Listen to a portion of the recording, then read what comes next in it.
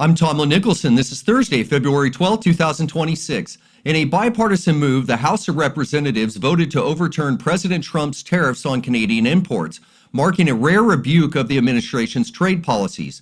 The measure passed 219 to 211, with several Republicans joining Democrats amid concerns over economic impacts on U.S. consumers and business.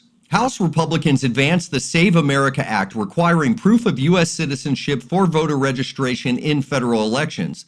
The bill aims to enhance election integrity but faces opposition from Democrats who argue it could suppress voter turnout. 4 Democrat-led states filed lawsuits against the Trump administration to block $600 million in public health funding cuts.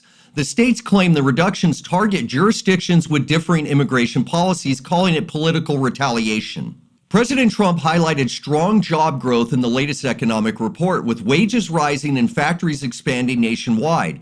The administration credits tariffs and deregulation for an $18 trillion investment boom benefiting American workers. Attorney General Pam Bondi defended the Department of Justice's handling of the Jeffrey Epstein files during a heated House Judiciary Committee hearing.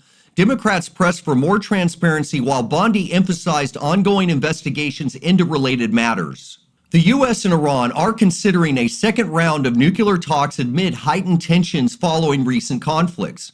President Trump has maintained pressures through military deployments, urging Tehran to negotiate a new agreement. Israeli Prime Minister Benjamin Netanyahu met with President Trump to discuss regional security and Iran's nuclear program. The talks focus on restarting negotiations while addressing ongoing threats in the Middle East. A dispute between the Pentagon and the FAA over a laser weapon deployment led to a temporary airspace closure in El Paso.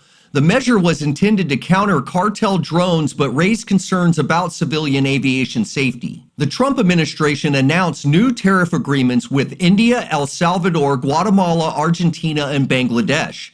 These deals aim to strengthen economic ties and promote reciprocal trade practices using tariff leverage. The State Department designated officials from Palau and the Marshall Islands for involvement in significant corruption.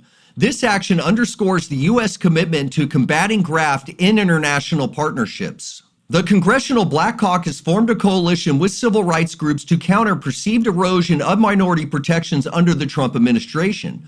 Leaders expressed concern over policies affecting diversity and equity initiatives. Representative Jason Crow signaled potential legal action following the administration's efforts to indict him and 5 other Democrats. The move stems from a video urging service members to refuse unlawful orders, sparking debates on military obedience. Israeli Prime Minister Benjamin Netanyahu met with President Trump to discuss regional security and Iran's nuclear program. The talks focus on restarting negotiations while addressing ongoing threats in the Middle East.